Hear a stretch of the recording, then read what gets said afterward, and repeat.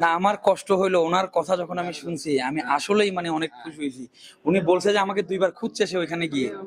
আমি তখনই মানে উনি কাঁপতেছিল, মানে আমাকে পাওয়ার পরে ওনার মানে অনুভূতিটা অন্যরকম ছিল। উনি কাঁপতেছিল যে ভাই বিশ্বাস করেন আমি আপনার টাকাটা এমন ভাবে রাখছি যেন আপনি আমার নাম্বার থেকে খুঁজে এসে যেন আমার থেকে টাকাটা নিয়ে যেতে পারেন। এই জন্য আমি ভয়ে কাউরে বলি নাই। আমি আপনাকে ওই জায়গায় গিয়ে 2বার খুঁজছি এবং আপনাকে পাই নাই দেখে আমি কাউকে কিছু বলিও না। ওনার সততার জন্য আমিও এখন ওনার ভাই হয়ে গেছি। আমি ওনার ভাই হয়ে গেছি ইনশাল্লাহ।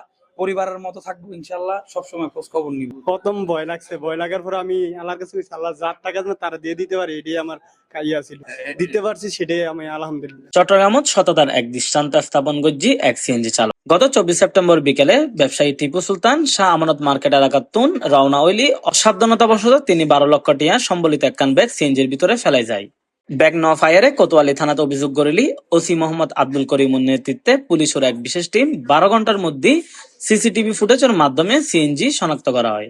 ইতিমধ্যে জেনেছেন যে গত 24 তারিখ গতকাল সন্ধ্যার সময় 5টা বাজে একজন ব্যবসায়ী, ওনার নাম টিপু সুলতান, ওনার বয়স 30, উনি সিএনজি নিয়ে সদরঘাট থানাধীন রেলওয়ে কলোনির ওখানে নামেন।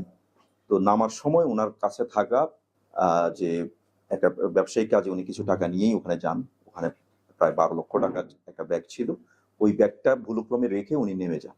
তো নামার পরে উনি যখন বাসায় যান তখন তো দেখলেন যে ওই টাকার ব্যাগটাই নেই। তখন তিনি আবার এসে দেখেন যে ওই সিএনজিটা নাই। উনি অনেক খোঁজাখুঁজি করেন, পরবর্তীতে আমাদের কোতোয়ালি থানায় এসে অভিযোগ দেন।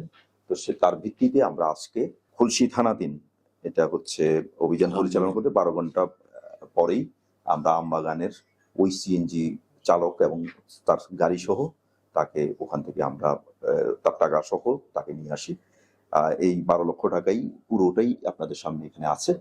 আমরা আমাদের যে সিসিটিভি ফুটেজ সহ আমরা পুরো কাভারেজে নিয়ে এসেছি শহরকে, বিশেষ করে কোতোয়ালি থানাকে।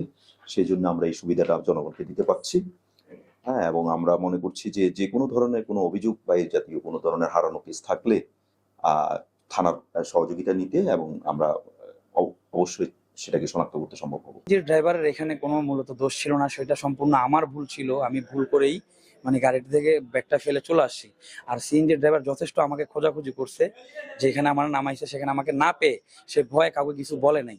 তা আমরা যখন আজকে স্যারদেরকে নিয়ে যখন অপারেশনে গেছে, সে তখন সবকিছুই আমাদেরকে সত্যি বলে দিয়েছে যে আমি ব্যাগটা এনে আমি অনেক যত্ন করে রাখছি, যেন আমাকে কেউ আমার গাড়ির নাম্বার দেখছে এটা ভেবে যেন আমাকে কেউ খুঁজলে আমি যেন টাকাটা দিতে পারি। আমার অনুভূতিটা ভাই এখন মানে অভাবনীয়। আমি খুবই খুশি, আমার অনুভূতিটা অভাবনীয়। আমি খুব খুশি আল্লাহর মানে কৃপায় আমি মানে এই বিপদটা থেকে উদ্ধার হয়েছি। না হলে আমি যে বেতনের চাকরি করি এই টাকাটা শোধ করতে আমার 10 বছরের বেশি লাগতো, হয়তো বা কখনো এটা শোধ করা হইতো। খুলশী থানার আমবাগান এলাকার তুন উদ্ধার করা হয় ব্যাগ ও সম্পূর্ণ টিয়া। ব্যবসায়ী টিপু সুলতান মহান আল্লাহর হাতে দোয়া করে এবং শুকরিয়া আদায় করে এবং সিএনজি চালকের সততার প্রশংসা করে। এইটা যদি যিনি যার টাকা তিনি যদি বাদী হন, তিনি আমরা চেষ্টা করছি ওনাকে রাজি করতে। উনি এখনো পর্যন্ত রাজি হচ্ছেন না মামলা করতে, যেহেতু উনি টাকা পেয়ে গেছেন। না, উনি ওই ধরনের যোগাযোগ করেন নাই, সেই জন্যই এটা বিষয় থাকে। উনি যদি যোগাযোগ করতেন তাহলে তার ওনাকে আটক করার বিষয় থাকতো না। না, স্বেচ্ছায় উনি দেন নাই। আসলে ব্যাপারটা হচ্ছে কি, আমরা তো তাকে শনাক্ত করে তার এই যে গাড়ির নাম্বার চট্ট মেট্রো 135720 এই সিএনজি নাম্বার সহ তাকে আমবাগান থেকে আটক করি। এখানে সে যদি স্বেচ্ছায় দিত তাহলে তো আমাদের এখানে ব্যাপার ছিল না। মামলা নিলে নেওয়া যায়, কিন্তু এখন বাদীর বিষয় আছে, এটা আমরা তার সাথে কথা বলছি। মামলা অবশ্যই উনি অপরাধ করেছেন, কারণ উনি জানান না। এটা এটা এটা আমাদের কাছে স্পষ্ট। CNTV CTG, Chittagong.